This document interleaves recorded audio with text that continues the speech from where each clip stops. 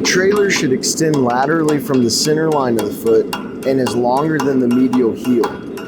Trailer length equals shoe stock width measured from the terminal bearing point of the template pattern. Trailer maintains stock dimensions, is flat with the ground bearing surface of the hoof and the rest of the shoe, and is appropriately boxed. Boxing not to exceed over half the thickness of the section.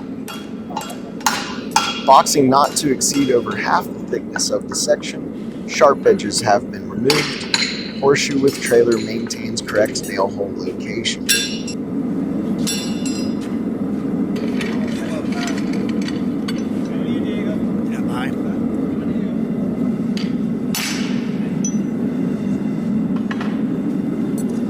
One way to shorten that medial branch is to use a hot cut. Having an aluminum plate under the shoe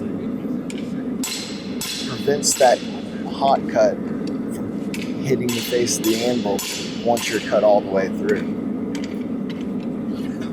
It not only saves your tools, but it saves the chance of chipping metal.